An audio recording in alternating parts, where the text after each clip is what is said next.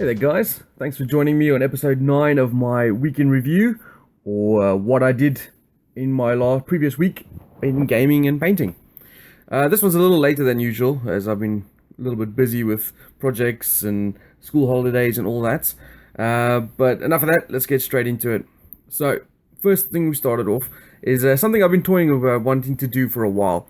On my Gaming Nights YouTube channel, I tend to focus on just doing little overviews of games and videos of how games run and flow and that sort of thing. And one of the things I wanted to add was a little segment, maybe once or twice a month, just focusing on family gaming. Because obviously I've got two boys who are both avid gamers, and my partner Carla, she's also a very avid gamer. So, it's just a little more, just a little something to add to the channel that'll basically, if you have kids or families that you play with, or siblings, or whatever the case may be, it's a video that's dedicated to playing games with families. So the first one we did was Dino Dude Ranch, which goes over really well with my family. Even my 4-year-old plays it, and we always have a blast playing that. So that was the first one I did. I'll see if I can put a link in. For some reason, YouTube doesn't allow me to put, or won't let me put links in my videos anymore. But I'll put, if I don't, I can put always a link down in the show notes below. But yeah, we played that in the week, and that was really fun. It was really interesting doing the video, because obviously doing a video with the kids is a lot tougher than doing it with adults. Only marginally, mind you. But yeah, so you guys can go check that out. It was really fun to play Dino Dude Ranch again with the family. But that was the only gaming I did on the week. I was busy with a project. The guys that I normally do the Risk campaign with were busy working as well, so we didn't do any gaming during the week. But then on the weekend, on the Saturday, I had John and Tony over, and they played a game of Terminator Genisys. We modified one of the scenarios to use like an extraction scenario, and then when Molo came over, I taught him how to play, because he hasn't played Terminator before. He's seen us playing a couple of times, but he hasn't played it himself. So I taught him just the same scenario that the other guys played in the previous game. Maybe it wasn't the greatest idea, but Molo's not a new gamer or anything like that, so it wasn't a big deal. But the dice were really against him. I mean, I've never seen anyone fail so many morale tests on Terminators. And it's not really morale tests, it's more like if something's gone wrong with their mechanics or something like that. And they only die on a 1 on a d20, and and real on a 2 to 5, and he rolled so many 2 to 5s, it was crazy. And I made a ton of 4+ cover saves on a d6. So it was a pretty one-sided game. I filmed that, and I'll be putting that up on my Battle Knights channel.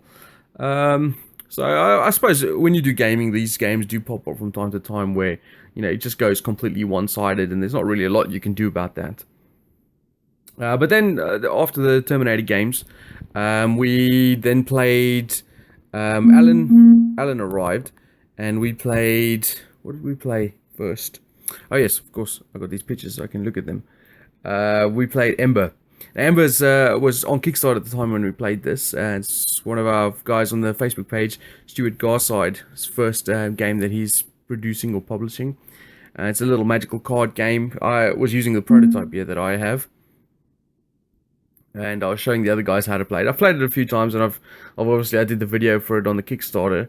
So I was showing the other guys, because 1 or 2 of them had backed it as well. So that went pretty well. I got absolutely smashed. I mean, I think I got 1 or 2 points. I just didn't get the cards I needed. And the other guys all got like double figures. So yeah, let's not talk about that anymore. Then we played Tiny Epic Kingdoms, but with the new Heroes expansion, the Heroes Call expansion. I got my Kickstarter in, and I was dying to play it because it has Minotaurs in it. And I love Minotaurs. So I grabbed the Minotaur faction straight away, got that out there, and I was ready to go.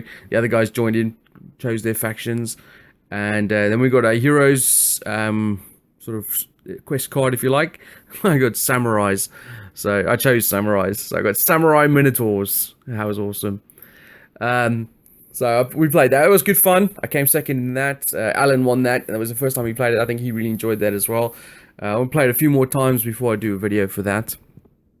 But it was really good. I really enjoyed it. I think the other stuff that they added in just adds a little bit more, which is cool. I don't always think more is better, but in this case, more is better. I mean, it added a few more things, a little more complexity, which was good. And then we played Between Two Cities. This is from Stonemaier Games. And this is the first time I played this. In fact, I think all of us was the first time we all played it. And we played the first game. After Ash explained it, it seemed like, this is getting a bit tough to understand how this, especially in the scoring parts work. But once we got into the flow of the game, I enjoyed this game immensely. I thought it was absolutely fun. It's just one of those games that you just, once you played it that first time and it just hits you and you're like, this was awesome. I really enjoyed this a lot. It's such a simple game as well. It took 15-20 minutes to play. I mean, the scoring was almost half the game. But even that, you might think, well, half the game is scoring, and that doesn't sound that much fun. But the scoring is actually really exciting, because as you're trying to move up, the points on the cities between the two cities, as you're trying to, like, come on, this city needs to score more points, otherwise I'm going to lose, that sort of thing. So it was really fun. Obviously, we did a video for that, and I've already loaded that up, so you can check that out. I thought that was really good. Really, really good game. In fact, it was one of the best games I played that night. After that, we played Cthulhu Wars. We played the 5-player. Ash has got the whole expansions and all that sort of stuff. And as you can see by this photo, the guys were helping me do the little nose picture that I like to do, because there were so many boxes and things. It was crazy. We had the new 5th faction added in. We used all the new plastic gates, which are awesome. I love the new plastic gates. Actually, I love the figures in this game. It's stupidly good, but it's also very ostentatious. I mean, it's crazy big, and like, the game is very visual. I mean, when you're putting all those figures on the board, you're taking up so much space, but yet it looks so good. Gameplay wise, I'm not. I wouldn't say Chaos. Cthulhu Wars is my favorite of this type of genre. I mean, you got Blood Rage and Chaos in the Old World and those type of games. They fit into the same genre, and I actually prefer Chaos in the Old World and then Blood Rage and then Cthulhu Wars. But that's not to say I don't like Cthulhu Wars. I liked it. It's really good, and like I said, it's such a visual element as well when you got all these crazy figures and cool components and things like that. So it made for a fun game. Also very long, as we played in the early hours of the morning. And of course, that was the last game we played that night. So that was a nice way to finish off the night. And then on the Sunday, my family and I were sitting around. Little one was playing Xbox or something. So my son wanted to play Eclipse. Now, I was never going to say no to this, because Eclipse is still one of my favorite games ever. Carlos played it once or twice. So it was time to teach Alex how to play Eclipse. And I've got to say, he got it really well. I mean, he did come last. Carlo won and I came second. But for what it's worth, he caught on to the mechanics very well. You can see one of the pictures, I have a map of the final map, and he was the blue player. So he did pretty well. I mean, I was really happy with the way he grasped the concept, because it can be quite a meaty game, and even some adults just look at it and go, no, this is too much for me. And he was playing the race where you gain better for technology and stuff like that. But no, I'm really happy, and I think he really enjoyed it, and I think he'll play this more in the future, which in my mind is awesome, because that means I have someone permanently to play with. So that was the end of my week of gaming.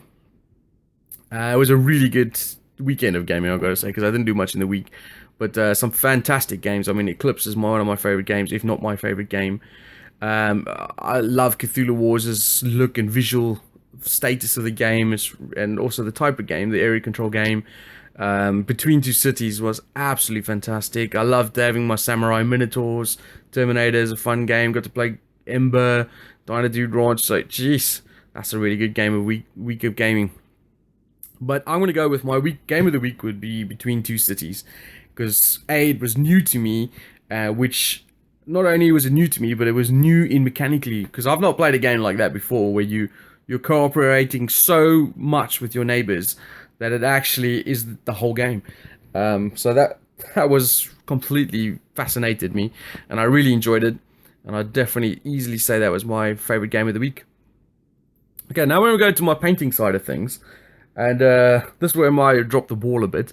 I have actually got no pictures to show you guys of anything I painted this week, because I've been working full steam on one big commission for this week. I mean, I'm doing little bits and pieces of other stuff, like, you know, highlighting and things of other miniatures. But the main thing I was focusing on was a Blood Bowl 2nd edition game. So I put up a couple of pictures here of what the box looked like, and some of the figures. I'm only doing the orcs and humans and the board itself. And in my next weekly update, so in episode 10, I'll put up all the painted pictures of the stuff I did. But it was a tough commission, and I'll talk more about it next week when I'm actually showing you the pictures, because the old figures don't always represent quality. But no, so that was what I did all week, and it was a lot. I mean, it was 30 figures. It was a big board. It was an interesting project to do. So that's all I got to say about my painting stuff. Then we go on to my thought of the week. Well, it's not so much the thought, it's more of this coming Saturday, which is April the 16th. I'll be going to Salute 2016 in London, UK. Salute is more of a miniature war game show, but I mean, they do have other board games and retail stores and things like that. It's mostly a retail function rather than a convention, say like Gen Con or something like that. It's a one-day event where you just go down and you can, you know, play some demo games of miniature games out there. People are showing off all their new models and things they're bringing out, and you can go retail crazy and just buy tons and tons of products there. I love going to Salute because it's like an energy burst for me. I go there and I see all the beautifully painted armies and miniatures and all the beautiful boards and projects that people have been working on, and it just enthuses me. So when I come back from Salute, I have a higher energy to go, well, I need to do some painting and get some stuff going. So that's why I like going there. And obviously it doesn't hurt to go pick up a few items and stuff. While I'm talking about conventions and that sort of thing, International Tabletop Day is at the April 30th, which is also this month. We'll be doing a function for that as well. We will normally get a group together of between 12 and 18 people. All my friends that you can see regularly on my gaming videos. We meet up and we play games all day. And I'll do a little convention, inverted commas, report on that, because I always look forward to doing. I mean, it's hosted by the whole thing started with Will Wheaton and his Tabletop Day YouTube channel, where he decided that he'll run one day a year a big international tabletop day, and it's kicked off really well. And let's be fair, any excuse to do gaming with your friends is always a good excuse to me. So we'll do a little report on that as well. I've got a few on this channel already, which I'll try and put some links in. Yeah, like I said before, my links doesn't seem to be working anymore. So if I don't, I'll put in the show notes below. But we had a couple of reports from previous tabletop days, because it's been running for 4 or 5 years now. I don't know how long. But one of the first ones we did was hilarious. I definitely recommend checking that out. Martin was absolutely hilarious in that. But it was really good. So that's all I got to talk about this week. Thank you for listening, and thank you for listening to me ramble on. And if you have any ideas for segments and stuff that can go into this little video, then let me know in the comments below. And thank you for watching.